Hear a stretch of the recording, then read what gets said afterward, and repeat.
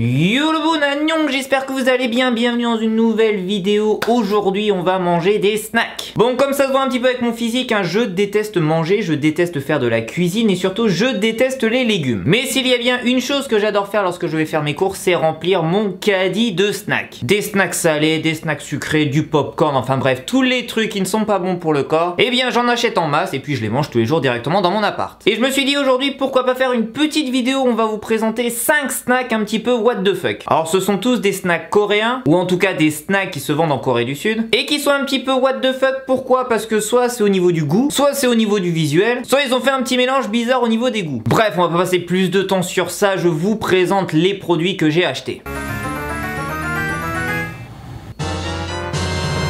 Donc comme vous l'avez vu, dans ce tiroir exceptionnel, il y a 5 snacks que l'on va manger et je vais aller piocher un petit peu au hasard parce qu'en fait j'ai acheté ça la semaine dernière et vu que je me rappelle plus très bien ce que j'ai acheté, eh bien ça va être aussi un peu la surprise pour moi. Donc c'est parti, on va aller piocher le premier snack que l'on va manger. Allez, on touille, on va prendre ça en premier. Qu'est-ce que c'est? Alors je crois que je viens de choper le pire snack pour commencer une dégustation puisque c'est un snack qui ressemble à ça. Alors je sais pas si vous le voyez bien à l'image, mais en gros ça a l'air d'un snack fait avec du poulpe et qui surtout est extrêmement épicé. Donc pour la bonne continuation de cette vidéo, je ne vais pas commencer par celui-là, je le ferai en dernier, mais vous inquiétez pas, je vais y goûter. Je sens que mon estomac ne va pas du tout apprécier. Enfin bref, on est reparti pour un deuxième objet, on va aller chercher un snack cette fois-ci pas du tout épicé, je sais qu'il n'y avait qu'un seul épicé, donc c'est parti, on va bouffer des chips qui sont faits, vous le savez, avec les fleurs de cerisier avec du miel, parce que ce sont peut-être les chips les plus connus en Corée du Sud, hein, les chips au miel. Mais déjà je trouve le packaging hyper mignon, c'est tout rose et c'est fait avec, comme je le disais, les feuilles de cerisier. Vous savez, qui ont été en fleurs il y a quelques semaines, qui étaient absolument magnifiques partout au Japon, en Corée du Sud. Et là on va manger des chips, bah autant vous dire un petit peu chelou. C'est une édition spéciale, hein, ça ne sort pas toute l'année. Alors déjà au départ je n'apprécie pas énormément les chips au beurre et les chips au miel. Je trouve que c'est un mix extrêmement bizarre, même si c'est extrêmement connu en Corée du Sud. Enfin bref, c'est parti, on ouvre le premier paquet. Alors je sais pas si ça se voit bien à la caméra, mais bon, ça ressemble à des chips normales. On va aller en... Ouh, oh, l'odeur déjà elle est... Ouh. Ah, je sens que mon appart va avoir une odeur dégueulasse pendant les prochaines 24 heures. Enfin bref, c'est parti, petites chips, bon appétit les gens.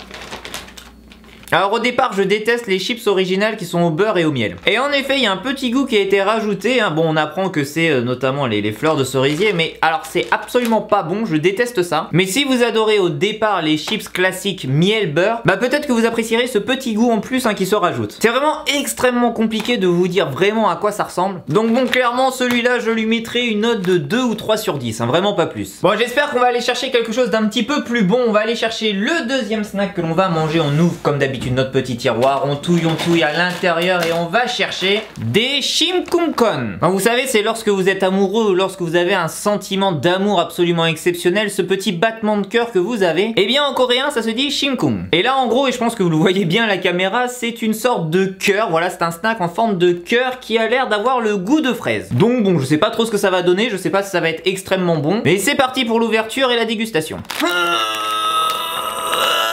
Bon, j'y arrive pas, on va essayer d'ouvrir ça d'une autre manière. Génial, je m'en suis foutu partout. Bon, déjà au niveau de l'odeur, hein, on sent que c'est de la fraise, hein. Je vous montre un petit peu à quoi ça ressemble.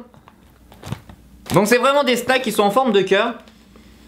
Ça sent la fraise industrielle à plein nez. Mais on va aller goûter ça. Donc voilà, on a un cœur qui tire un peu la gueule, hein. Clairement c'est pas le cœur le plus parfait, mais c'est parti.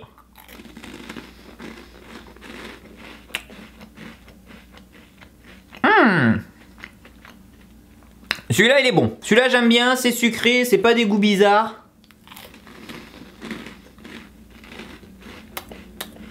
Tu sens un petit peu la fraise, c'est pas non plus trop prononcé. Non, franchement je mettrais un bon petit 7 sur 10. C'est pas le meilleur snack de tous les temps que j'ai goûté, mais franchement tu peux enchaîner ça assez facilement.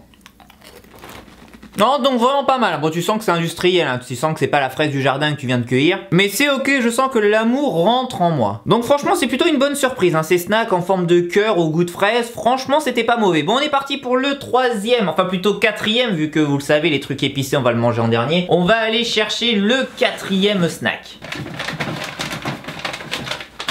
Alors pour le troisième snack que l'on va goûter, je m'en rappelle maintenant pourquoi je l'avais acheté, tout simplement parce que ce sont des snacks goût bulgogi. Donc en fait le bulgogi c'est quoi? Bah, c'est un peu le plat typique coréen, ça ressemble à ça. C'est vraiment un plat fait à base de viande que tous les Coréens aiment en général. Et là ils ont réussi quand même à mettre ça en forme de snack. Vous savez, c'est comme si en France on faisait, je sais pas, des snacks au pot-au-feu, ou peut-être des snacks à la raclette, ou encore des snacks au poule au pot. Eh bien eux ils s'emmerdent pas, ils font des snacks directement à base de plats coréens que tu n'imaginerais même pas le faire en snack. En tout cas c'est mignon, tout est bleu, ça a l'air d'être quand même assez calorique. Donc c'est parti pour la dégustation de snack goût bulgogi. On fait une ouverture facile, hein, il suffit de tirer directement sur la petite languette. Alors par rapport à mon expérience que j'ai maintenant depuis 3 ans à Séoul, je vais voir si ça a déjà le goût de bulgogi rien qu'à l'odeur. Ouais, je dirais plutôt que ça a un goût de snack quoi. J'arrive pas à retrouver le bulgogi que je mange au restaurant, mais bon, peut-être que ça vient juste avec le goût. Donc on est parti, ça ressemble vraiment à un petit truc crispy. On va goûter ça. Le goût n'est pas hyper prononcé, j'arrive pas à retrouver vraiment le bulgogi. Tu sens qu'il y a un petit truc, tu sens qu'il y a un petit goût de viande, tu sens qu'il y a un petit goût de sauce, je sais pas trop, mais c'est pas vraiment prononcé. Bon, on va en goûter un deuxième pour vraiment être sûr.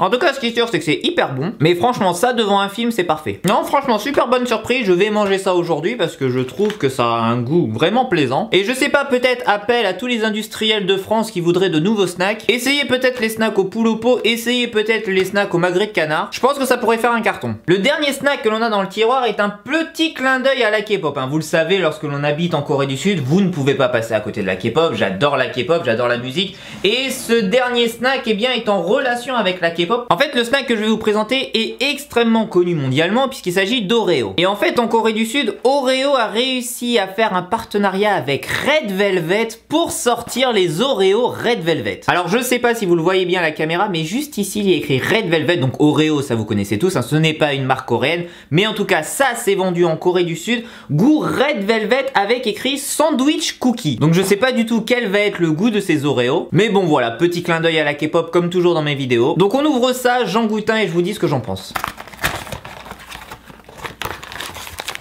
Donc comme toujours avec Oreo, hein, ça se présente sous un petit paquet comme ça avec plusieurs Oreo à l'intérieur. On va ouvrir ça, on va en goûter un. Je suis vraiment curieux de savoir ce que ça va donner un Oreo Red Velvet. Et puis je sais pas, imaginez peut-être dans les commentaires avec vos groupes préférés quel pourrait être le parfum de ces Oreo. Imaginez, je sais pas, un Oreo Big Bang ou imaginez peut-être un Oreo B2B. Lorsque vous pensez à vos groupes préférés, quel serait le premier goût qui vous viendrait à l'esprit? Donc mettez ça en commentaire, hein. Peut-être que dans les prochaines semaines on sera contacté pour Oreo pour présenter une gamme complète K-pop Oreo. En tout cas, nous, on va aller manger un petit Oreo Red Velvet. Alors regardez, c'est tout mignon, ça n'a pas du tout la même couleur qu'un Oreo chocolat classique. Comme d'habitude, il y a la partie blanche à l'intérieur, mais bon, c'est parti, on va goûter ça.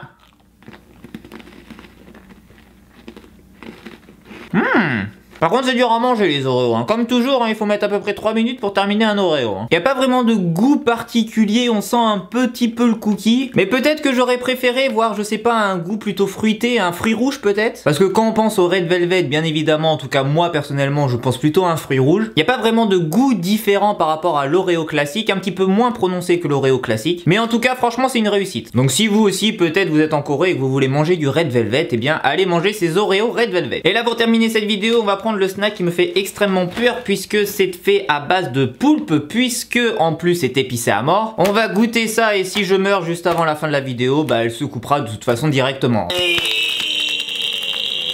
Bon bah comme d'habitude, hein, j'arrive pas à ouvrir ces paquets. On va ouvrir ça sur le côté directement.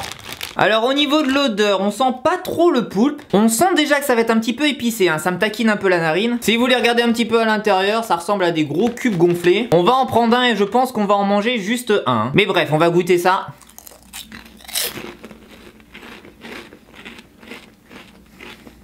Ça commence à piquer. Ah ça pique. On sent pas trop le goût du poulpe, hein, que moi j'aime pas personnellement. Mais alors par contre, le petit truc épicé, tu le sens, hein. Ah, ça t'arrache la gueule. Ouh. Alors ça arrache pas tant que ça, mais j'ai l'impression d'avoir vraiment du mal à parler, déjà ça c'est sûr. Tu sens que l'épicé, hein, reste bien dans ta bouche, hein, pour bien te faire chier. C'est bon, il n'y a pas de goût prononcé. Alors par contre, je suis presque en train de pleurer tellement c'est épicé. Je pense qu'on va vraiment en manger qu'un, parce que là j'ai... Ah, c'est de plus en plus épicé en fait. Plus je parle et plus c'est épicé. Bon, je suis pas quelqu'un qui est habitué à l'épice. Je suis pas du tout habitué à l'épicé.